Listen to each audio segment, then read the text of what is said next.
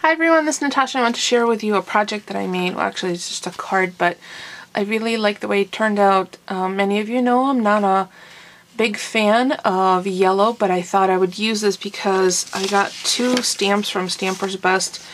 This is the background stamp called Honeycomb, and an accompanying stamp that I also picked up, it's Honeybee Label.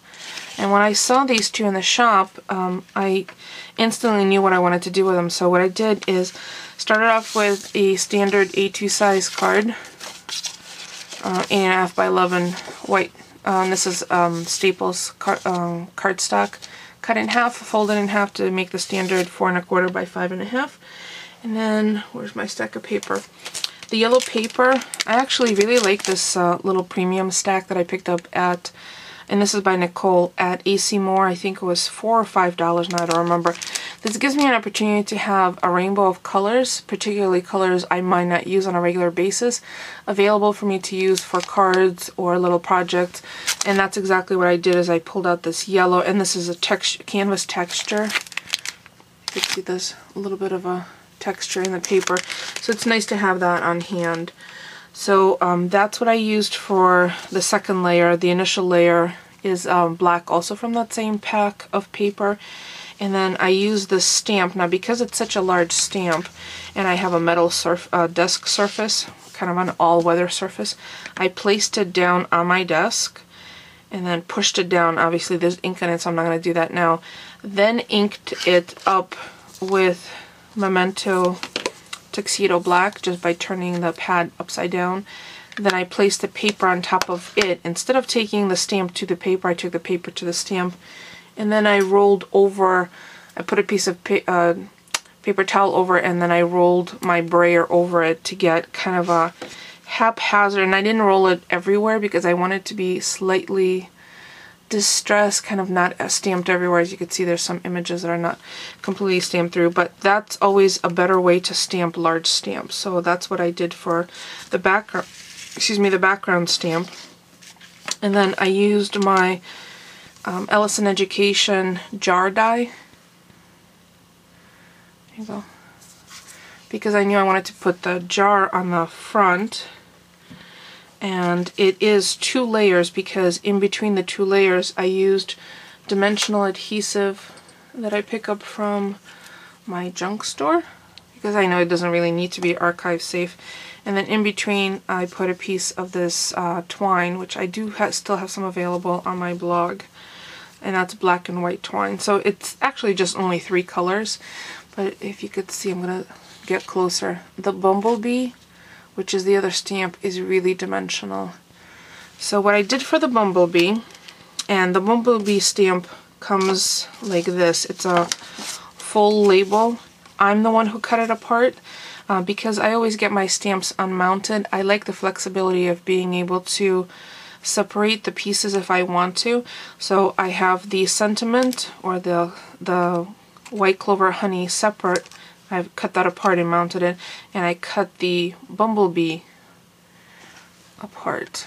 So that gives me the flexibility to stamp them separately. So for the bumblebee, and I'll show you again up close. See how cute that is? I really am happy with the way it turned out. For the bumblebee, I stamped it twice on white paper, and then once on little scraps of the remnants of the yellow paper that I had from the cover. And that I used just for the wings. Let me see if that will give you a better perspective. There you go. So you could see that there's 3 layers. So there's 2 solid layers, and I did cut out the little whiskers and all that. You don't really have to. And then I colored each of the wing layers with a yellow Spectrum Noir marker in C4. Because I don't have any Copics in yellow. I don't know why, but I did have those. And then the top layer I stamped on the yellow paper to match, and just cut the wings out. So there's 2 full bodies and 2 full bodies with the wings, and then there's a 3rd layer of just the wings. And then the little lid from the jar, I used Kids Fun glitter foam. But the other glitter that you see on here, the little black, is the Stickles Black Diamond Dry Glitter. And then the other glitter that you see is my all-time favorite glitter glue, Stardust, but now I tried the dry fine glitter and I really like it. It's a bit of a mess to put back because as you can see I'm covered in glitter everywhere, but that's okay. It's a hazard I'm willing to live with. So then I just sporadically with my precision glue pen that I got from Scrapbook went through little pieces and added the glue and then sprinkled on the glitter. So the black glitter is on the body of the bumblebee and then the rest of the glitter is just haphazardly here and there. So the two labels that I cut out, I used the Spellbinders deckled rectangles and two of the sizes, which fit very nicely on top of the jar. They were just wide enough for the jar. So the jar is 2 layers because I wanted a little bit of dimension, and then there's this foam layer. So as you can see, there's lots of that. And then funny thing is I looked at this, I'm like, hey look, honeycombs. So I used my Stampin' Up dimensionals for the bumblebee's body and the wings. So there you go. Oh, and the other thing I wanted to mention, I used foam adhesive for the jar, but underneath the fun foam, I did use my red line tape because I tried ATG gun and it did not stick that well, so I wanted something sturdier. I didn't want this whole thing coming off. So there you go. What I'll do is I'll include a link in the description to my blog, and I'll post some photographs as well as the full product list of all of the items that I used for this particular card. And as always, if you have any questions, please feel free to leave me a comment. Don't forget to stop by the StampersBest website to see what the other designers are creating, and they also have a really cool Facebook page and a Pinterest.